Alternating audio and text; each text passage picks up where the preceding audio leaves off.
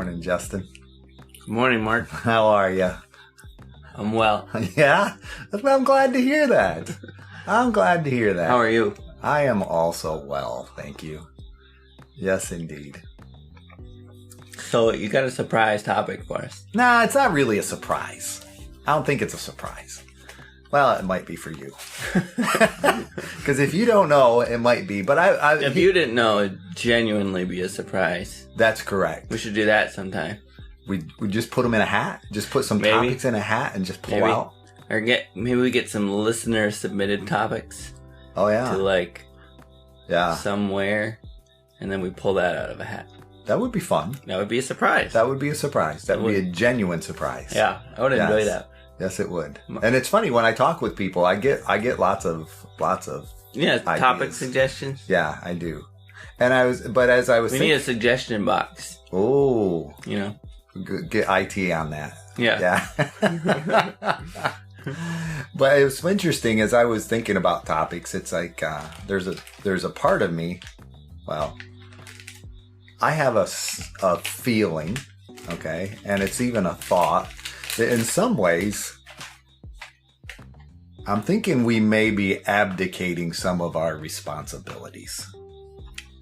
Lately, we've kind of been doing a little soft serve, if you will. You follow me?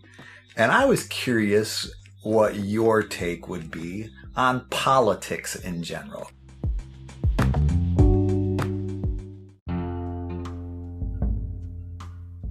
Welcome to How I See It with me, Mark Pratt, and Justin Sternberg. This is a podcast that works to counter cultural polarization through thoughtful conversations.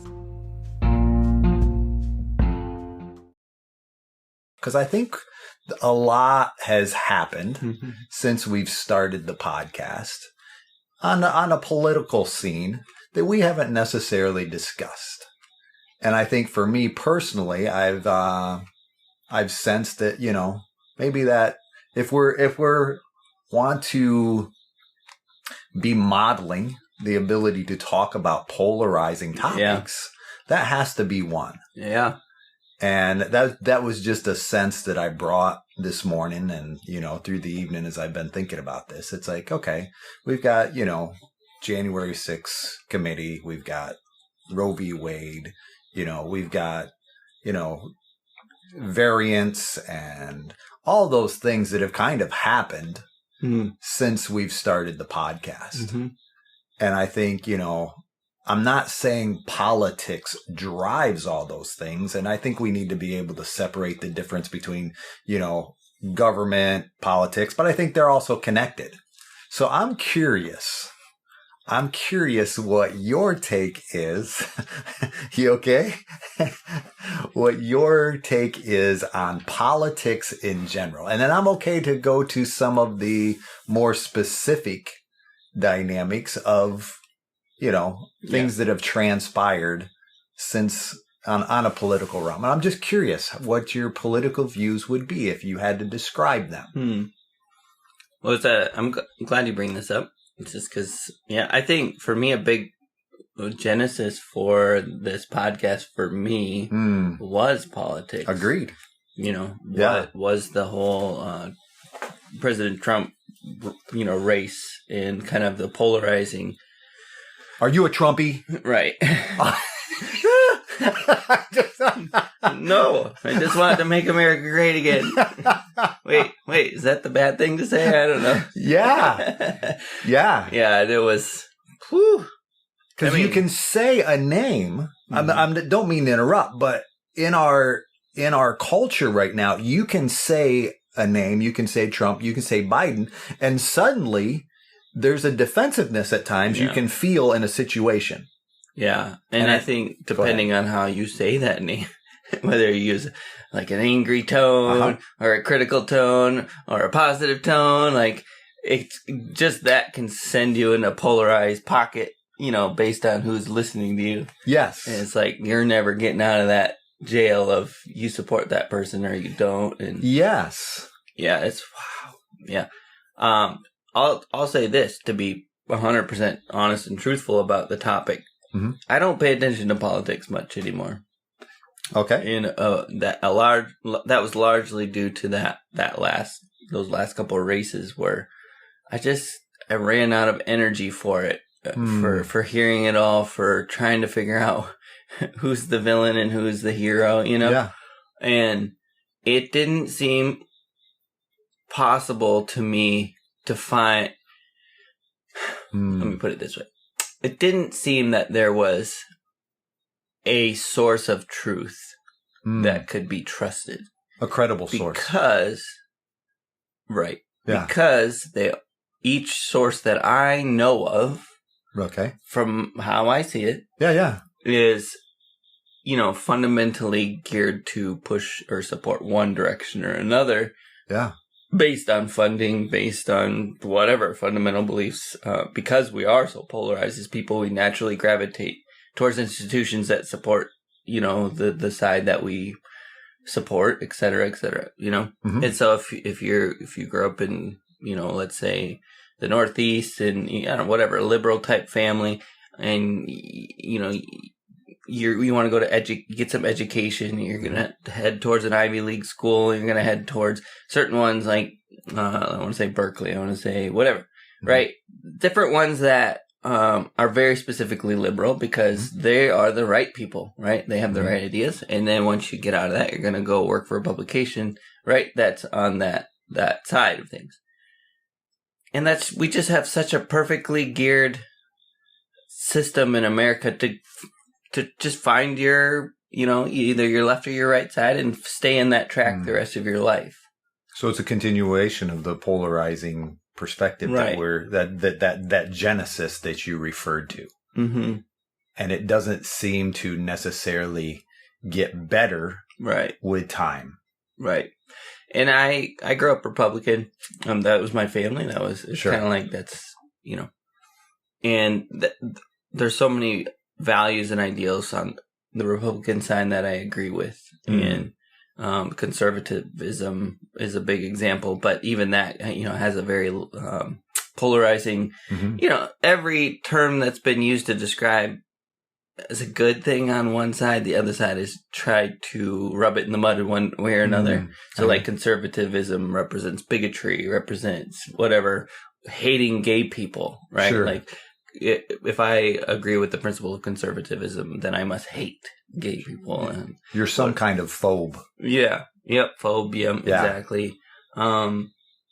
But then what I've found as I've gotten older and as I've understood and heard more of the other side, that there's some stuff on that side I agree with too, but I'm not allowed to, right? It's like, you gotta stick to your lane, I don't know. And it just became more and more confusing to me that, not confusing, disheartening, that there isn't a way to vote.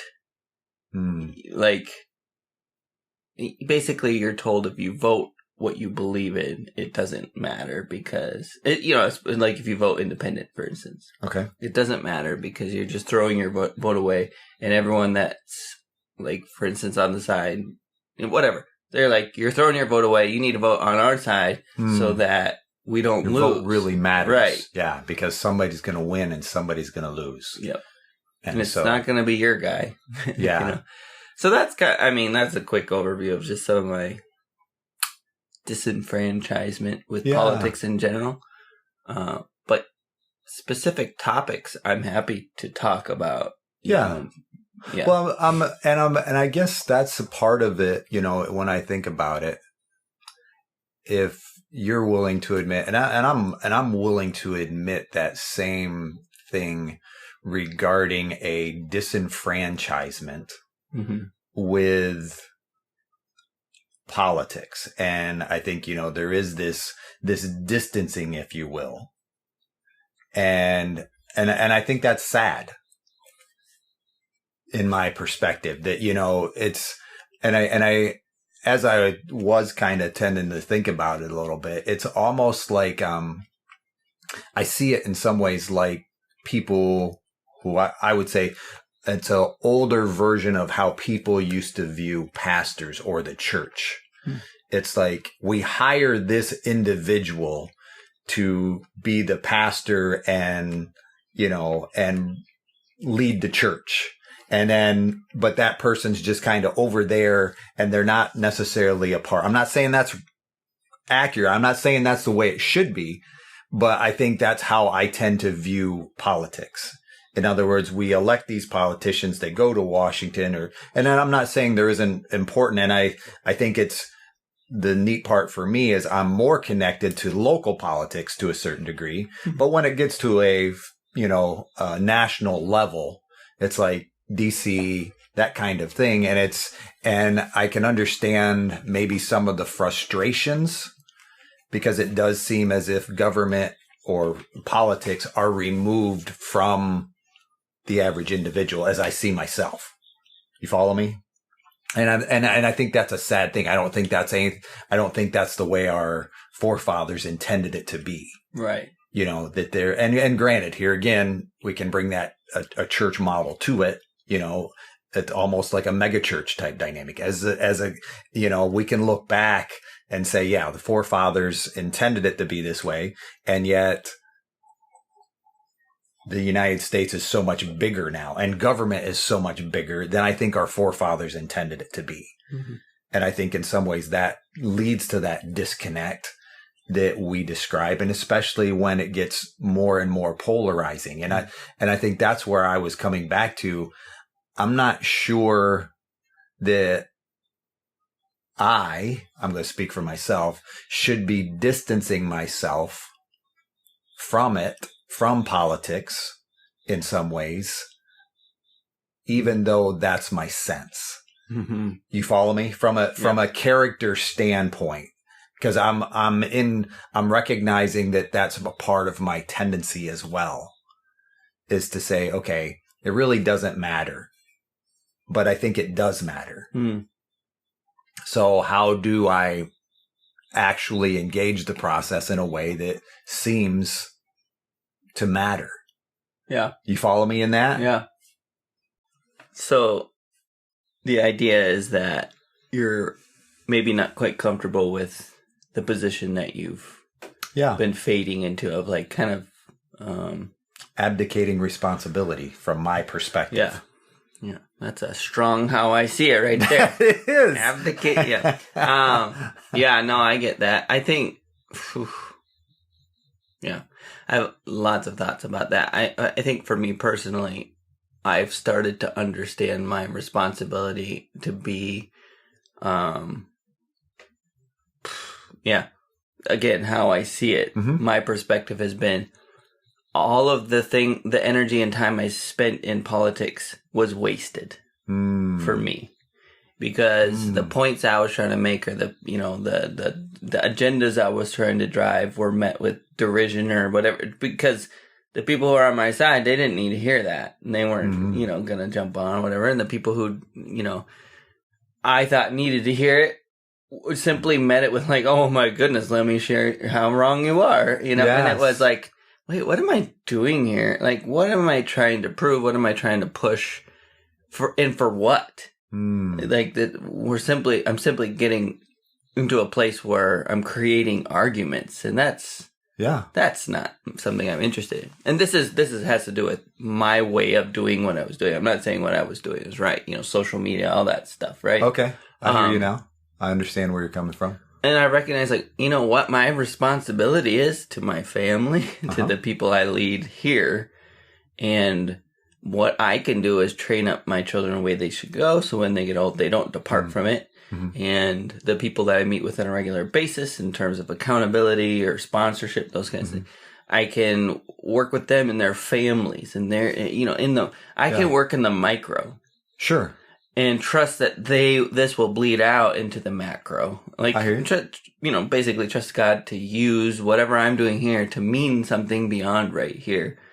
Mm-hmm. Does that make sense? It does. And I think about it, and as you were sharing, I think for a long time, well, probably more till recently, I think my view of government, if you will, politics, that kind of thing, was that it is this dinosaur of sorts that basically every 4 years there's an election. And by the time that 4 years, possibly 8 years is up, this dinosaur hasn't necessarily been able to move that far, that quickly in that 4 or 8 years. You follow me? To where it's still kind of heading in the same general direction, maybe a little shift this way, but ultimately that will shift back, or shift to a certain degree. Yeah.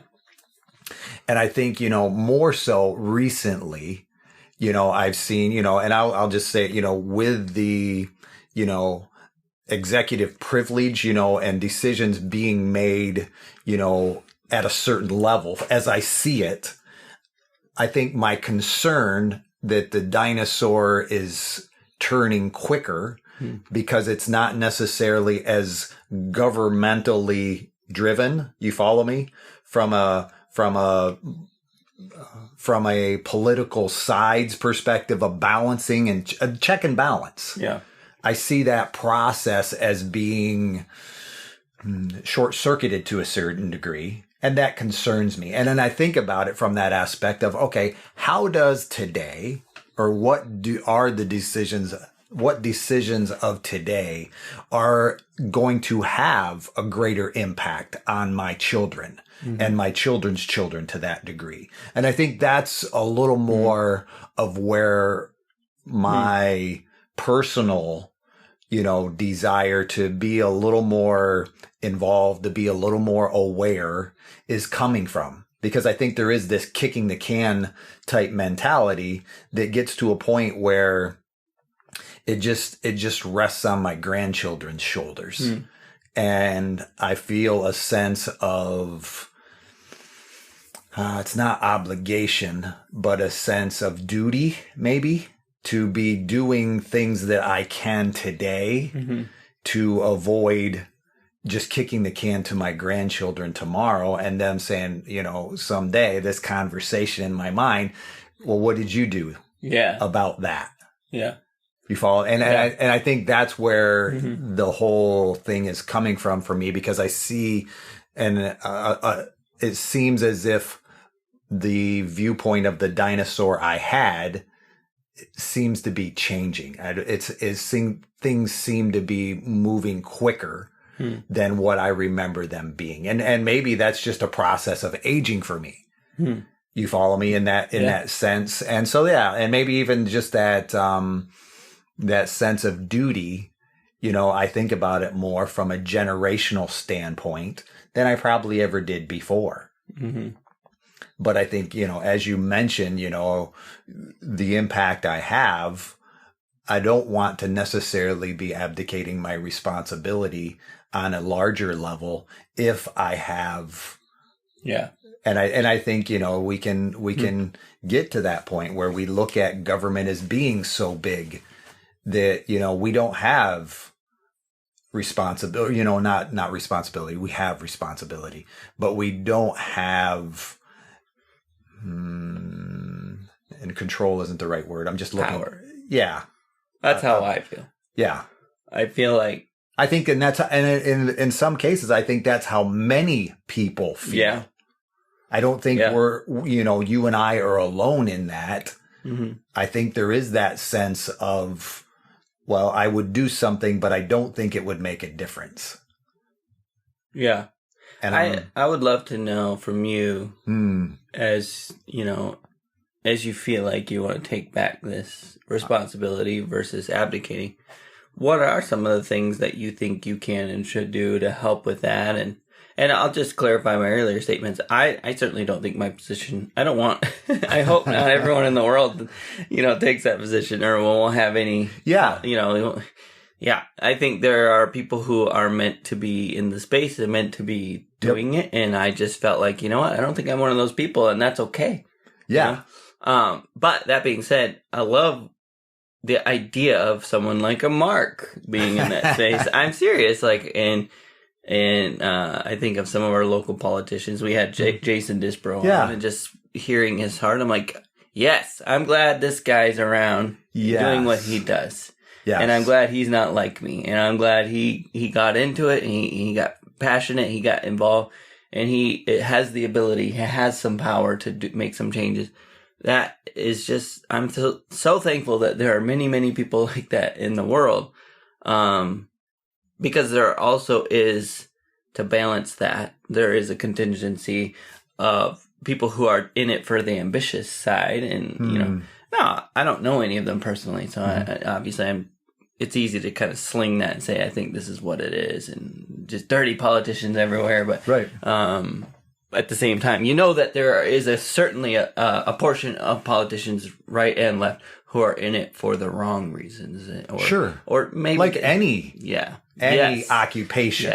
Yes. So I guess my point is, I want there to be a balance to that with people who have that integrity, people who may not share all my same viewpoints, but as a whole, I think I'm glad this person's doing what they're doing. You know? Yeah, what I mean?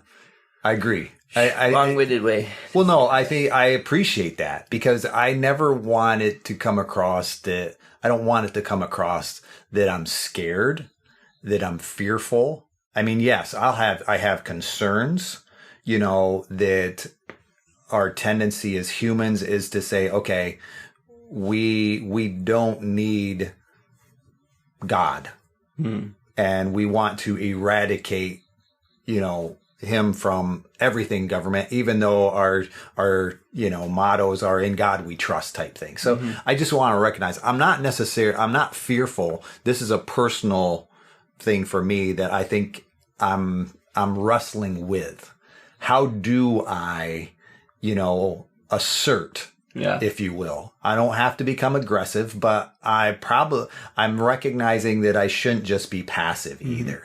So again, what are some of those ways? And is this podcast one of those ways? This podcast is definitely one of those ways for me. And I think, I understand where you're coming from, on the sources. How do we find credible sources, to understand what is true, and I also agree that there are people who are passionate about politics, and they are, representing, me, you, all of us well, in that sense, they are doing a great job at, being congressmen and representatives and that kind of thing. And I would dare say even people who may have differing views than I do are still doing a great job at what they were elected to do. Yeah.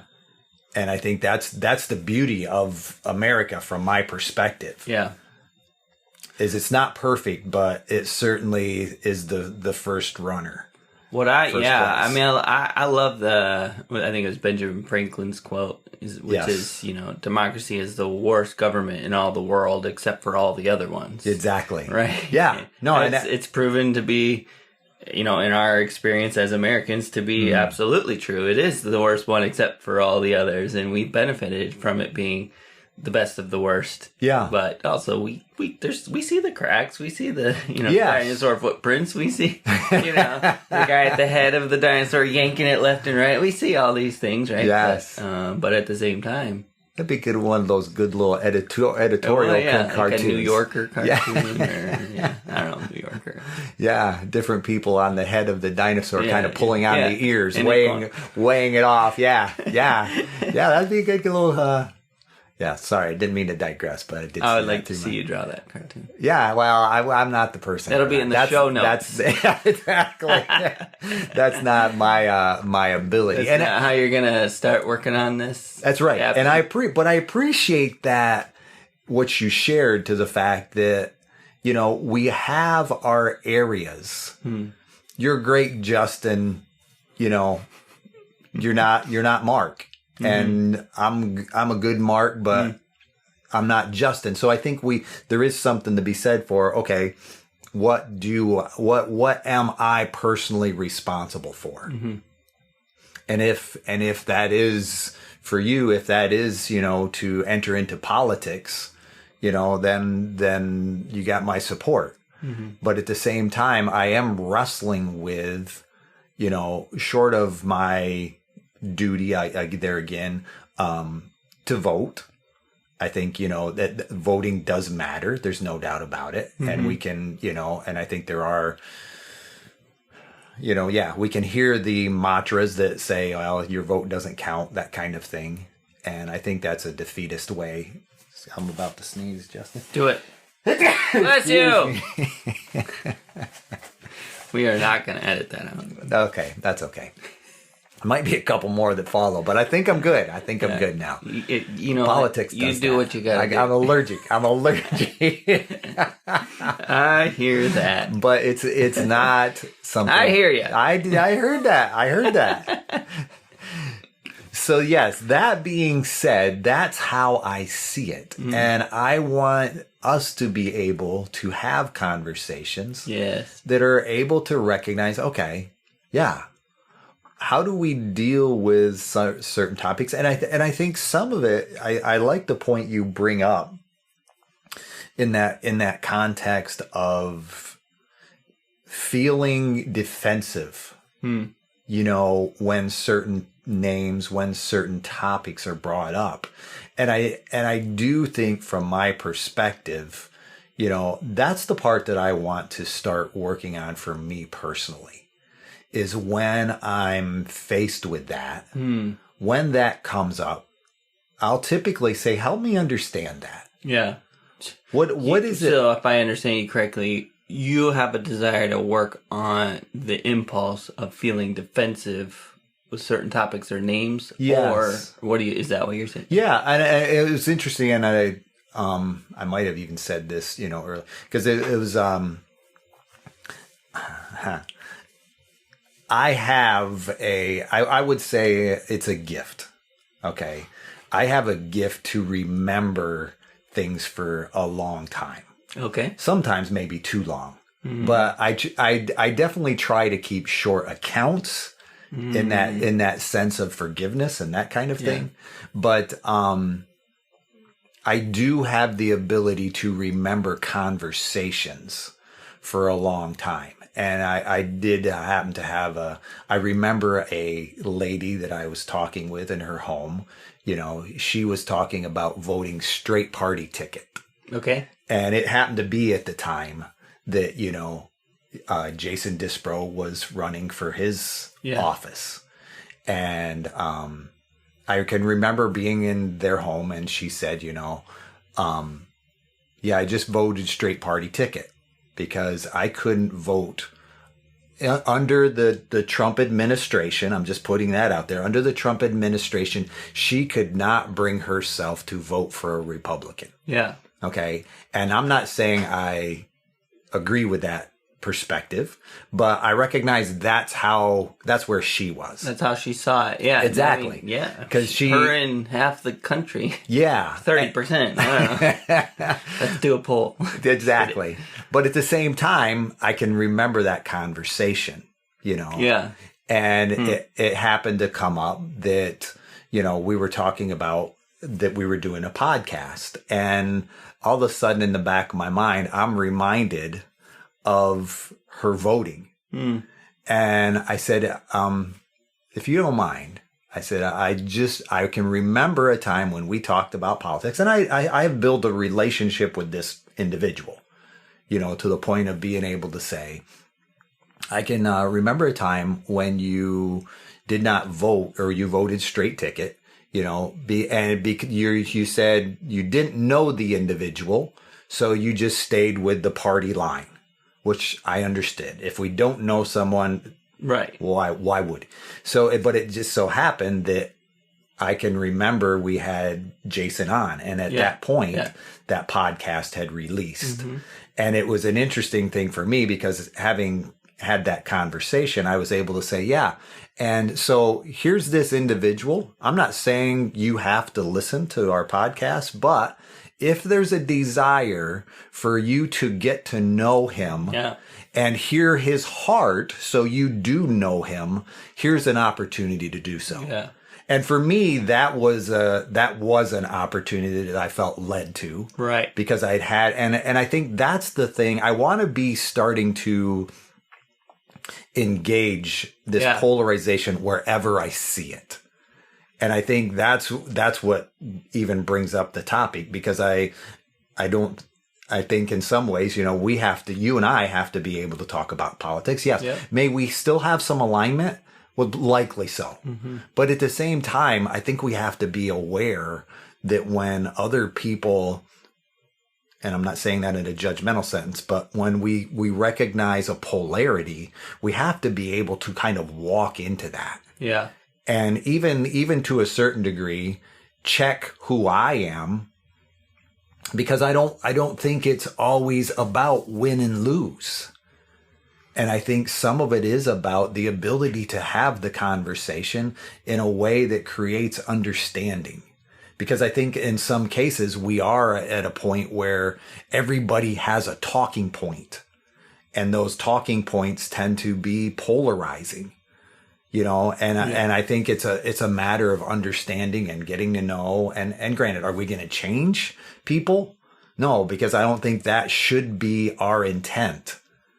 I think our intent should be to know and try to understand. And I think there, like you were saying about the influence we have on our children, I think that is a powerful thing as well, when we desire to know someone and they understand that is our intent, is to know versus to try and change. I think that's an important difference. Yeah, that's good. Yeah, it's just so many thoughts, Well, go with it. The last one that came into my mind is just thinking about Jesus and his ministry. His 3 years here, he didn't have time for politics. He had time for he was very focused, right? Sure, for obvious reasons, and he didn't have time for politics. Okay, that's how I see it. I see. I'd love to hear your perspective on that. But for me, he was about his kingdom. He was about building his kingdom, not about. And so when they would come to him with questions about politics, he would answer them in such a way that they, quote unquote, marveled at his. I forget what the word was. Smartness. His teaching. Basically, yeah, his exactly. Teaching. Like, he taught like, wow, I can't answer. I can't respond back to that. It's so good. Yeah. And they're like, what do you do about taxes? We're in an occupied country, and we're occupied people, and we're, in some ways violently occupied. And what are we supposed to do about that? And he said, well, bring me a coin. You see that picture? This, it's got a picture of Caesar. It says, so give to Caesar what's Caesar's, and give to, God what's God's, or whatever. And it was just, to me, that's essentially how that version of Jesus, how I see it of Jesus, is how I want to be personally. It doesn't mean that's how I want my kids to be, although I also recognize how that works, right? That what you model and all that. But there are answers for politics that are about his kingdom. Sure. And so those are the answers that I want to be about. And it's much easier for me to hold to that party line, right? The kingdom. Yeah. It's much easier for me to put the perspective of United States politics, put that into perspective when I'm thinking about a kingdom that supersedes that. Does that make sense? And so then the parties don't matter, because what matters is truth and, righteousness. And in some cases, this party's going to do what I think is right. In some cases, this party is right. And yeah. And so that being said, I would still wrestle with that whole kingdom dynamic, and you're fully aware, when we think of the Lord's Prayer, your kingdom come. Yeah. And I would see that in those three parts. His kingdom in my life, he gets to rule and operate in my personal life. And therefore, I do what he asks me to do on a daily basis, whether that is politics, whether that's being involved in politics, whether that's not being involved in politics. That's for me personally. And part of his kingdom is his ability to reign in my life. And yet I also see that from the evangelistic side, that we can bring kingdom to earth. We are to, as we live out, his kingdom, we bring his kingdom here. Right. And yet he also has the eternal kingdom, heaven, that he rules over, where everybody is saying holy, holy, holy. So I guess I see that, and I'm recognizing that more so that governmental part is the second part, where I'm still a part of sharing truth, having relationship. And I guess that's where when you said Jesus wasn't involved in politics, I think he was, but it didn't consume him. And I think we're probably still saying the same thing. He was very much, not engrossed, but, embedded in a political dynamic. You follow me? And I think that's the beauty of history, when we look back, to be able to recognize the politics of the time that influenced the circumstance. And I think that's where I'm coming from, is I want to be about the things that God is personally calling me to on a national, personal, local level. And granted, yes, as it gets bigger, I probably have less power. But at the same time, I don't want to be abdicating that responsibility. I want to be engaging it in a way that I feel is God-led. Yeah. To go back to the practicals of how that's going to play out. Yeah. I personally like the idea, of this podcast being a part of that. And I think for me, that is a way to, two things. Number one, help you honor your responsibility. Even if you don't have that same responsibility, that's okay. Yeah. I'm not saying I don't, but I am, but also that it is an opportunity for me, for my perspective in that conversation. And I think that very balances, hopefully, why people listen here, right? Is hopefully beyond my ability to understand. Because I am not about avoiding the conversations or avoiding the topics. It's just that for me, I certainly don't. It feels embarrassing to say I'm trying to be like Jesus and not, that's why I'm avoiding politics. That's not what I mean. I just feel like for me, the way I see Jesus and the way, the version of his ministry here and what he was about, I can get behind. It's much easier for me to embrace that. Sure. What's really difficult for me is when I have a conversation with a good friend and they say, have you heard about? And it's just, political topic. And I'm like, no, tell me about it.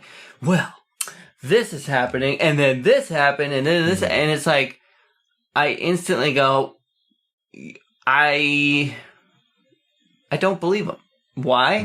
Because they're quoting a source that I don't know and I don't believe, because there's just, that whole world is so muddy, and finding truth in that world is so impossible to me. How I see it. And it's like, we can have this conversation. At the same time, I'm not necessarily going to believe everything you're saying, not because I don't believe you, but I don't know that I believe your sources or their sources or their sources. Yeah. And they're going to be like, no, you don't understand. It's written right here. Da, da, da, da, da. You can see proof. Here's some pictures. And I'm like, okay, that's happened so many times in my life in this world of politics, to where then the other side shows me the same pictures, the same whatever, but it's proving the other side, and I go, oh crap. Yeah. Oh crap. We're in trouble, Yeah. And that's where people disengage. Yeah. Is that not where you tend to disengage the process? Absolutely. Because it's how am I to know? And it's so frustrating. Yeah. So frustrating. Well, if I may, not to digress, but to continue the conversation, what would be one of those topics that tends to one example is the border and the families detained at the border. Sure. I mean, those things, I don't know what's truth in all of that. But what I know is I hate the idea of us taking families and tearing them apart and holding some parts of the family in ridiculously stupid holding areas. No matter what that looks like, to me, that's wrong. And I've heard so many versions of, well, you know, they're villains. Here's why. I'm like, this is a child. I don't think so. Like, come on. I hear you. What do you have to do to get to the point where you have to villainize children in order to agree with what's happening? Does that make sense? At the same time, I know that there was some illegal activity. I know they're trying to cross. I'm like, well, you know, if I was in their shoes, that'd probably be me. I hear you. I'd probably be trying to cross. You would grab a child. No, sorry. Oh, sorry. I'm not. That's a good thing you're clarifying here. No, I'm saying that would be me. I'd grab a child and I'd walk towards... born in Mexico. Okay. And my hope is gone for my country, and I see this land of opportunity, and I see a chance, just a glimmer of a chance, that my kids can grow up in that opportunity. And maybe time's running out for me, and maybe I'll just be a construction, and that's fine. I can do that. But just the idea that my kids maybe can have some of that hope, get some of that goodness, you know? Well, maybe I'm going to try and cross the border illegally, and you're going to villainize me, and it's okay because it's worth it for what the opportunities that maybe my kids can have, right? Or maybe, and I'm not saying this is right, but maybe I bring some, you know, drug whatever payload with me because that's my way. That's what the cartel said I had to do to get across, and I said I might go to hell for this, but my kids, the opportunity for my kids. Again, I'm not saying hopefully I wouldn't do that. Folks, I just want you to know there's a lot of passion in Justin's eyes as he's saying this. You can definitely... I'm just saying we so quickly turn our brains off to that perspective. The complexity. The complexity, and just say these are bad people trying to get into our, you know, perfectly manicured garden, and when they come over here, they mess it up. And I'm like, yeah, but maybe there's truth to that, and I'm not saying there's not. And I've heard all growing up how, you know, the people coming across the border are basically taking jobs from farmers or whatever. They lowball the workers, right? So they come in, they get all the construction jobs, the painting jobs, whatever, because they're willing to work at a rate that we're not. And I've been hearing that since as early as I can remember, right? Sure. And I see it. I see that they are taking those jobs. They have those jobs. But I've been alive for almost 40 years, and it seems like we're doing okay despite that. It seems like we just figure it out, we adjust. And of course, there's maybe someone listening goes, no, I lost my job because of that. It definitely impacted me, and I'm angry about it. And I go, yeah, that sucks. Yeah, like there's a story there too, and I'm not saying that, but we so quickly just want to say it's either that story or it's this story. They can't both be true. You know? Yeah, I hear you. And I'm not saying that because I don't agree. I'm saying that in the sense of there is a complexity. Yeah. And to say it's as simple as a wall may be beneficial, but at the same time, I think a wall can be beneficial in the sense of the people in that geographic location are definitely being impacted. You follow me? When you're in the States. To be clear, I'm not even necessarily talking about the wall as much as immigration. I don't know what I'm talking about. I mean, it started with the actual that conversation several years ago where they were putting kids, you know, separating kids and holding them, and that's what really just got to me. Yeah, you know? and I think at that time, but I'm not opposed to a wall, and I'm not opposed to that's an interesting topic of conversation. But it's like, well, in order to support the wall, I have to villainize these children. Yeah, I'm hearing. And I'm like, come on, do we have to do that? Yeah, can we not agree that this is terrible, and we also need a wall? No, I'm hearing where you're coming from, and I think that's the part that gives me your passion actually helps motivate my passion in that sense of, yes, it's more complex than we want to admit. So how do we, get real solutions in place, not antiquated talking points that basically, Guantanamo Bay and all that stuff because in some cases, yes, those things have been around a long time. So if we're talking about an antiquated system, then we need to recognize, yes, we need to do something different. And I think sometimes our tendency is to, well, it was good enough for then.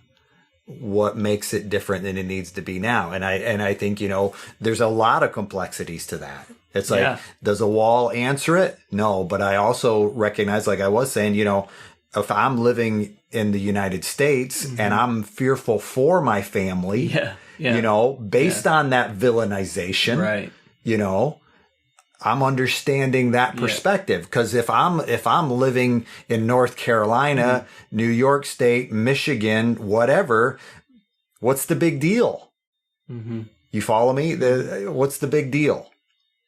So a few people are coming across. Well, they're not coming across in my yard. Yeah. So that of course makes a difference. Yep. And so I'm willing to hear that. And I think that becomes part of the process, is to be able to say, okay, and to kind of walk through that, where, to say villains and grabbing kids. Okay. On the other side of that is the equation of, okay, is there a process, and is the process working, and is it expedient? Does it have to be expedient? Right. You follow me? Is it effective? And I think, those become the difficult dynamics. Is there a process versus this, hole in the wall type perspective that we just turn an eye away, and, what happens. And here again, we're talking about a complex dynamic, and I appreciate the ability to do so. And what happens for me when you start diving into the complexity of any given topic. Sure. This is just one very zoomed in topic on one and very specific. There's a ton that we could address. And there's so many branches to that conversation. Right? Sure. That my brain starts to short circuit. It starts because it's like, okay, we're digging, and it's just getting more and more complex in this one thing. And now we got to have all these other conversations and fight the tide there of polarization. And I just start to short circuit. I'm like, I don't have time for this. This is stressful. This is brings me anxiety. It's like there's no way we can solve all these problems. Yeah.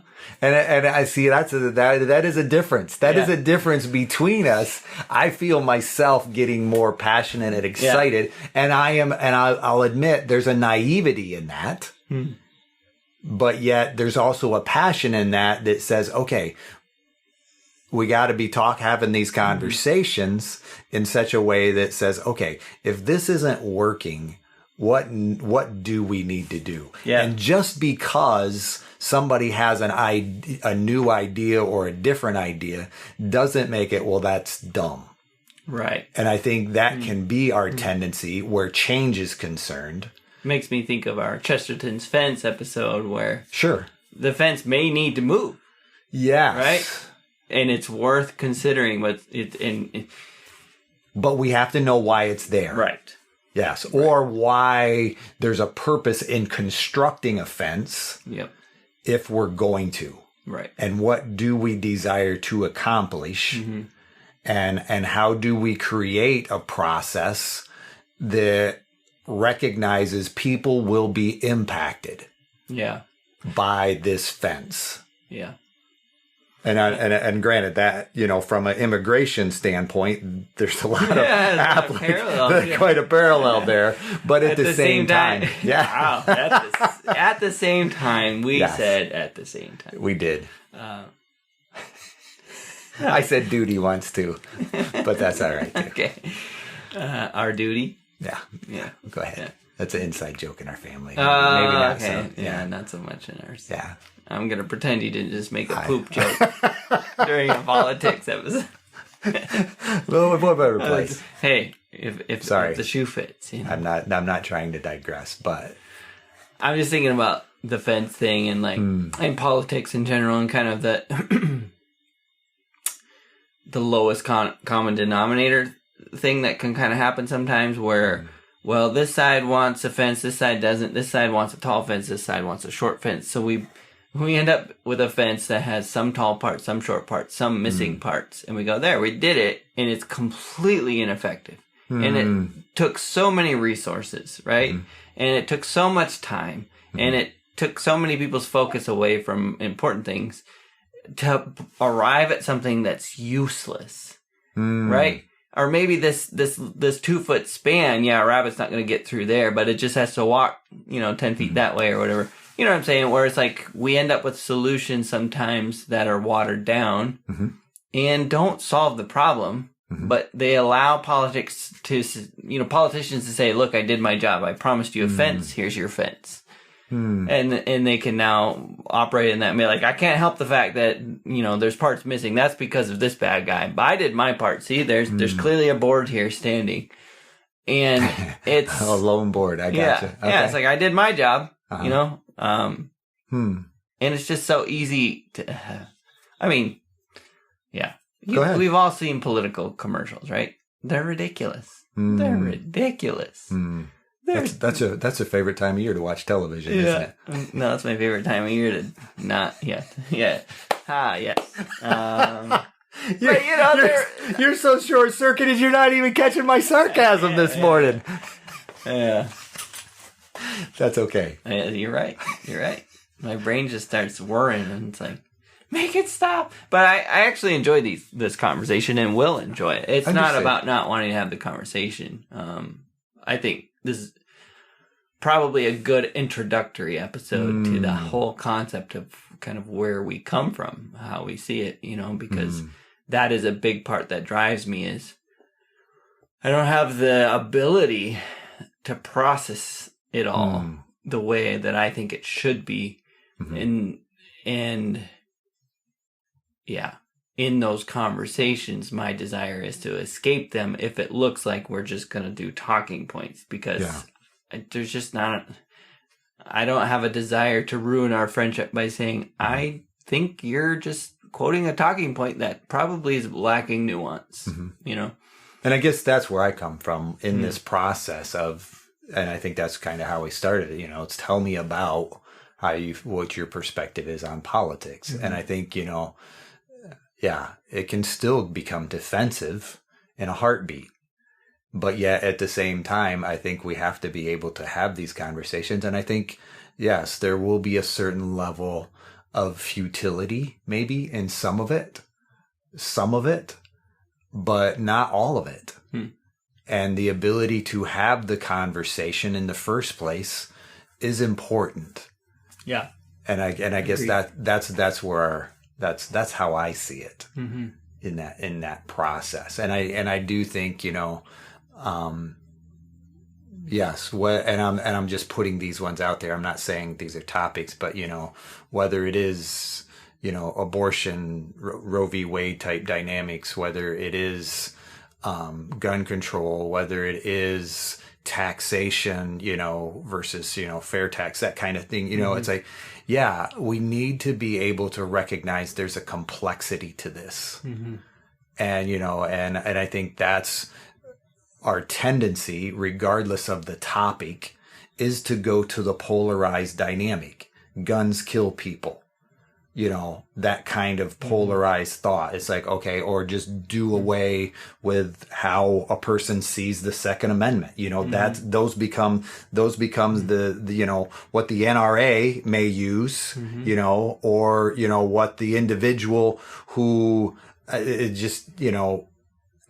when we don't have a awareness, when we don't have accurate information, I believe our tendency is to go to one pole or the other. But I think as a person develops an awareness, they're able to recognize the complexity. Okay. Yeah. Abortion is a complex dynamic, in the sense of, yes, on one end, abortion as a definition, okay, is a child, is an infant, and people will define that life, okay, differently, but yet a life is ending. that could have. And so that's on one end of a spectrum. On the other end is that whole aspect. Well, what about the 10-year-old, the incest, and yes, we can always talk about that from a sense of, percentages, how much, so what is the greater good dynamic? But yet at the same time, it's very complex. And to be able to have those conversations is an important thing. And to recognize, yes, based on my circumstance, how I grew up, what I experienced, I'm likely going to align with one side or the other. So how do we, and I think that becomes the more difficult part as government tends to get bigger, it's more difficult to recognize the complexity. Because we just want to have a rule that deals with that. And I think we've all experienced that process of, okay, in a certain business or relationship dynamic, there's typically people that people don't want to deal with. So the whole group gets addressed. So one person isn't necessarily singled out, or you don't have to deal with that one issue. You follow me in that? And I think that's what complexity is like. We still have to be able to address that dynamic in such a way that has compassion, okay? And yet at the same time, it's complex. And so that's where does that become an exercise in futility? I don't think it always has to. Well, I think, again, that's a big part of this podcast is to say, hey, there's room for the conversations. Yes. And let's have them. So I'm definitely about it. Man, you hit several topics that deserve an episode, Yeah. And, And we didn't even discuss Trump and Biden yet. I mean, come on now. No. How did we even talk about politics? Exactly. Yeah. I see the sparks flying again. Yeah, just so many thoughts. But again, I think this is a good introductory episode to just talk about talking about it. And I just think about certain topics like abortion is just unbelievable polarized to where there's so much anger and vitriol on both sides. I feel like there are some topics, how I see it, there are some topics where the right, what do we call it, right wing throws more mud than the left, and they're the angrier side. And I feel like there are some topics where the left throws more mud and is angrier. And but abortion, I feel like there's anger on both sides, and I happen to agree with the right wing side. I happen to agree with it's a life. I happen to agree with that is a life that we're ending. And if that's how you believe, this is the thing that frustrates me, is that if you are on the other side of the fence and you look at me and you say, if you truly believe that's a life that's ending, and that you're going to be upset about that because it's murder, right? Sure. We don't typically just have a blasé attitude about murder. We typically think it's very wrong. Just no matter who you are, if you look at somebody and say that person killed that person who was innocent and they murdered them, we typically are very passionate about that's not acceptable. And in order to balance that, there's so much anger on it's my body, and like my rights and all that stuff. And it's like, there's only one way you can balance that righteous indignation is try to come up with some other righteous indignation about it's my body, it's my rights, whatever. And don't get me wrong, I know there are people that I love and respect on that perspective. And I want to have that conversation with both. Okay. Both sides of that. Gotcha. I'm just saying we've so quickly vilified the other side. And often there is some deeply held truths that are at challenge here. And so if you say, you need to stop believing that way and believe my way, it's like saying, for me, again, how I see it, my perspective is like saying, you need to stop believing murder is wrong and come over to my side and see that the things that my rights as a person matter. Yes, I agree. Up until it means murdering somebody else, right? And that's a talking point, and it gets people so fired up when they hear that. Well, you're whatever. There's talking points on both sides, and exactly. And again, and it's interesting, even just observing you and why, and and in that process, I'm recognizing, even a difference, maybe of view where anger's concerned, because I don't necessarily see anger as its own entity. I see it as passion. You follow me? That there's a passion behind that, and there's a reason why that person feels that way so strongly, and they're willing to speak up about that over most any other thing. You follow me? And I think when we're willing to recognize, not that we're going to change that person, but I think there is something to be said for recognizing, oh wow, I see that passion. Tell me where that passion comes from. Help me understand that. Because I realize we're probably on different views, but I want to understand that passion. And granted, there may be a talking point that comes. You follow me? In that sense of, okay, yeah, my body, 10-year-old child, we're going to make them have a baby just because. You follow me? And so yes, that becomes a talking point. But it's likely more than that, because it might be a personal experience for that person. And I think, there needs to be a way to address that in such a way that at least that person, by us in that moment, is feeling understood.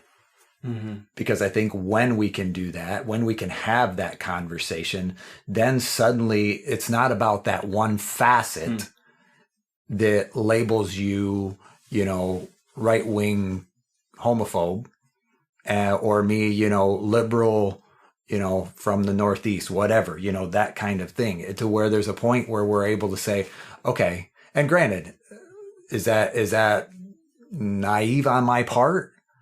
Pollyanna, whatever you want to call it. Yeah, maybe to a certain degree, but I think we have to be able to have these mature conversations in such a way that says, okay, yeah, I can see where you're coming from, and I understand where your passion comes from.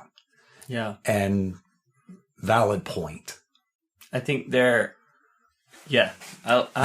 all about all that. I think, again, that's why I enjoy the conversations with you specifically, because I think you can have them in a calm way that says that.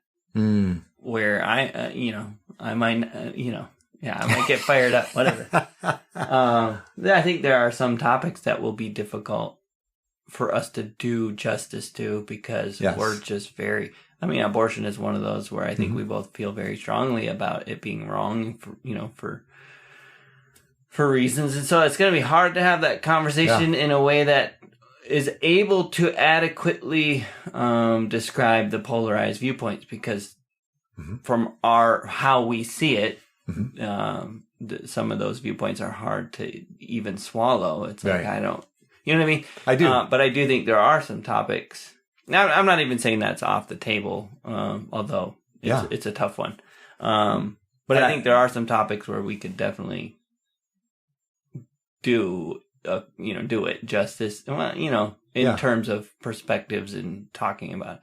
Guns, I think, is one of those, because I know, I know that you and John like shooting. The story about the groundhogs and Chris. I mean, I love that part of your family. At the same time, I don't own a gun. I've never had a gun. I've never gone shooting. It's not part of my culture. We're still friends, even. And we're still. Can you believe that? And I look at things like school shootings, and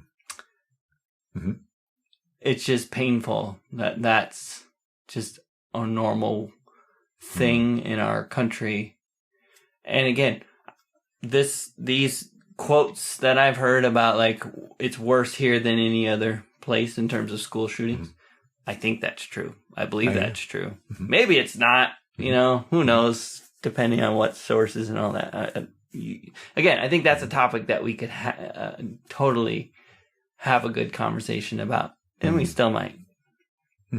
Yeah. And I guess my thing is I don't want us, you and I, choosing to sidestep those topics. Yes. In such a way because I do believe from my perspective that becomes irresponsible to a certain degree. I'm recognizing, yes, we may have the same point, but I think from my perspective it becomes about modeling how we have difficult conversations. And even if that means you and I looking for topics like gun control where we might be on separate sides of an equation. You follow me in that sense. And granted, I don't want to blame anyone. I want to be able to say, okay, yeah, I understand where you're coming from. And so what do we do? And I think that's a great idea. So yes, thank you for sharing your political viewpoints with me this morning, Justin. It's been a pleasure. I got to rewire my brain now to get back to sanity, but you're welcome. You are welcome. No, thank you for bringing this up in the surprise topic. Yeah. Well, I think that's, from my perspective, that's how I see it. But yeah, I also recognize that if you and I can do it, I think, we're able to recognize, okay, yeah, sometimes there's going to be some surprise topics that come into our lives. And I think it was a fun time. So know that I appreciate you sharing. That's how I see it.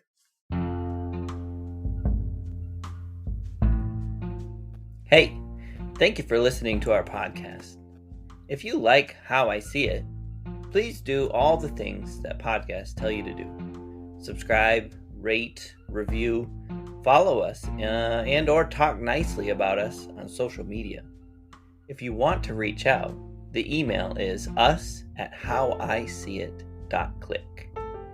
Yep, I said .click, as in .click. Please tell your friends about this show, and we'll see you on the next one.